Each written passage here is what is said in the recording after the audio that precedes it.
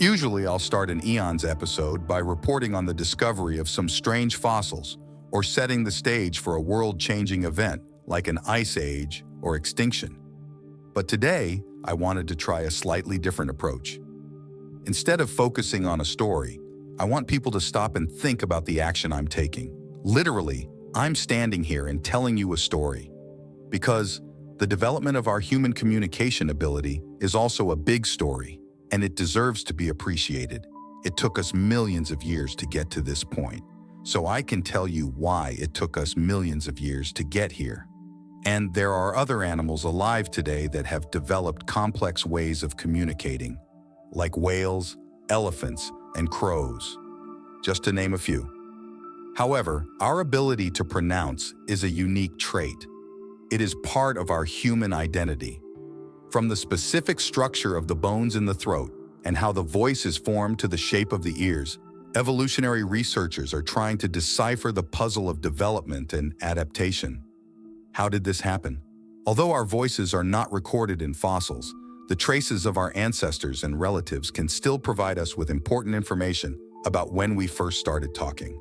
And with these clues, the story could begin around 400 to 360 million years ago, when the first ancient humans transitioned from aquatic to terrestrial habitats, developing lungs and bodies with mobility. Move and use the tongue. It is important to precisely control both of these factors to produce the variety of sounds that underlie human speech. Or maybe it started about 8 to 6 million years ago, when we, humans, moved away from our closest ancestors, including chimpanzees and bonobos. Although they have the ability to communicate using voice, gestures, and facial expressions, they cannot talk like us, despite decades of teaching efforts. And our earliest ape relatives probably didn't have the ability to talk like us either.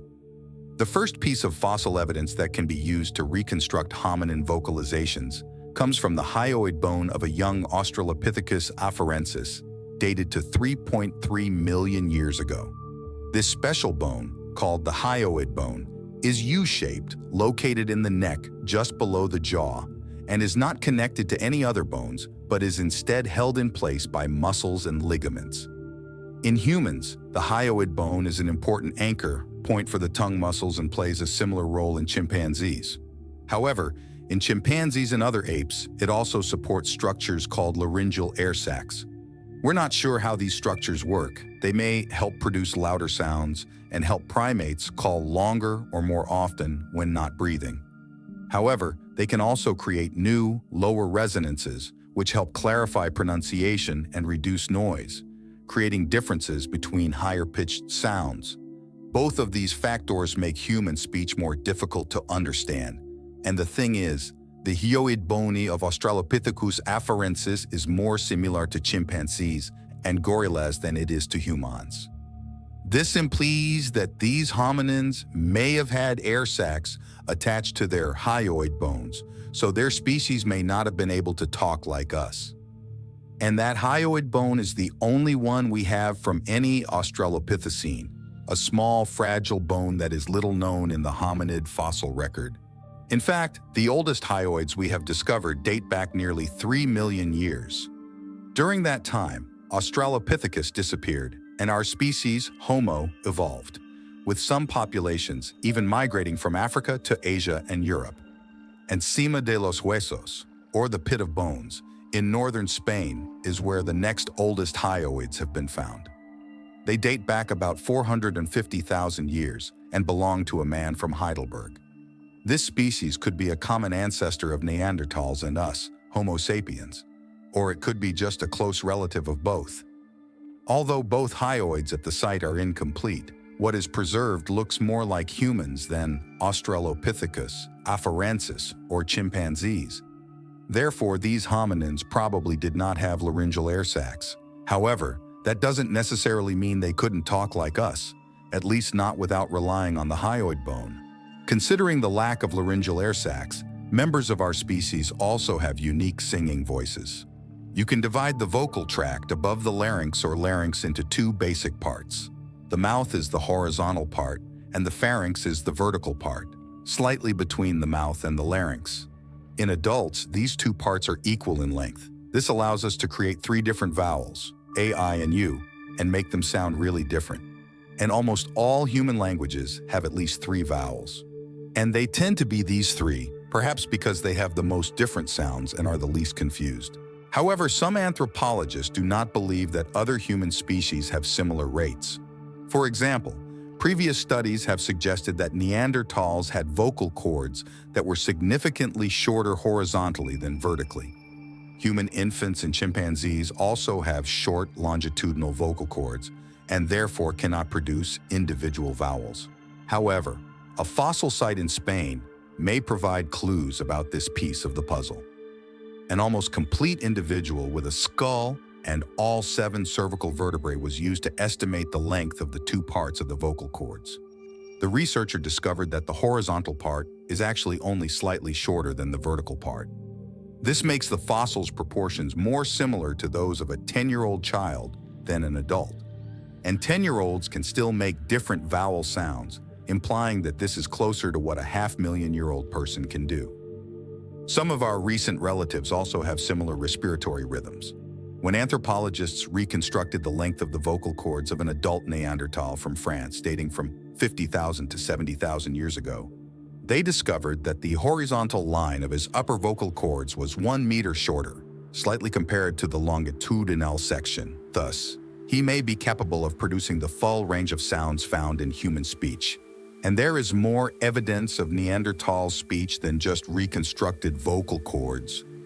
Returning to the hyoid bone, we find 2 species of our extinct relatives. A hyoid bone came from another cave in Spain and was dated to about 43,000 years ago. Although incomplete, it is described as almost indistinguishable from the modern human hyoid bone model. The second, slightly older one, dates to about 60,000 years ago and comes from a site in Israel called Kabar Cave. It is also very similar to the human hyoid bone. Scientists even used CT scans to see if its internal structure matched the human hyoid bone.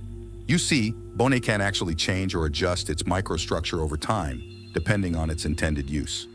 Therefore, if Neanderthals used the same muscles and ligaments attached to the hyoid bone as we do, CT scans of the hyoid bone would look similar.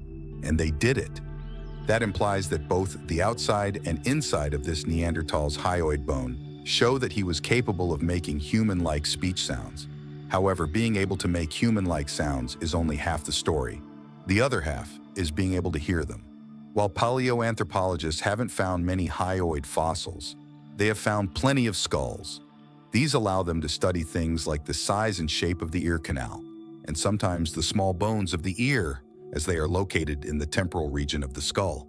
And by comparing fossils with the anatomy of primates and humans, researchers can create a model of the hearing range of our extinct relatives. Early hominids, such as Australopithecus africanus and Paranthropus robustus, had some ear features more like us than they did with chimpanzees.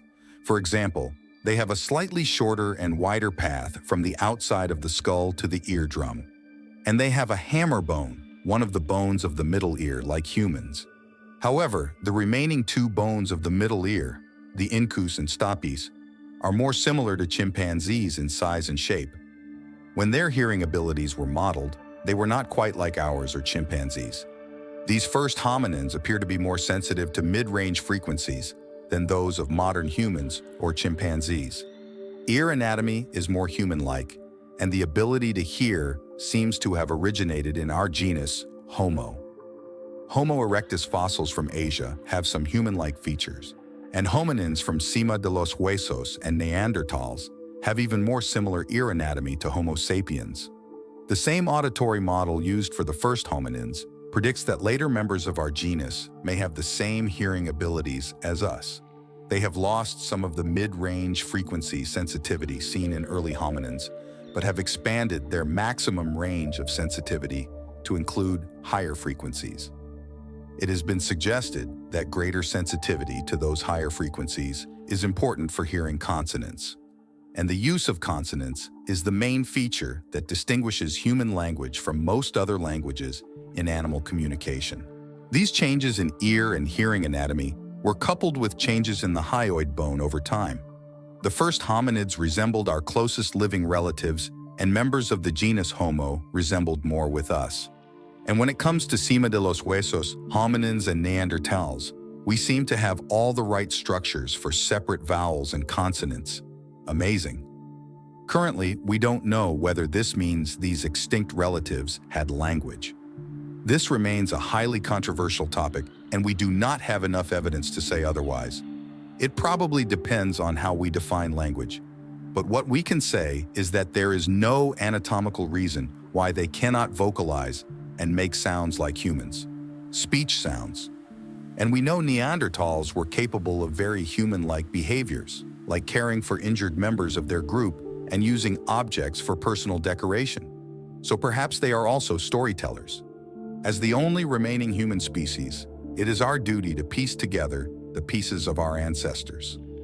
The ability to speak and use our linguistic abilities to tell this evolutionary story. If you want to learn more about all the similarities between Neanderthals and us, as well as what happened to them, be sure to check out our episode When We Met These Species, Others. Now I have to say that this month's biologists are Sean Dennis, Jake Hart, Annie and Eric Higgins, John Davison, and Patrick Seifert. If you like this video, don't forget to like and follow our evolution content.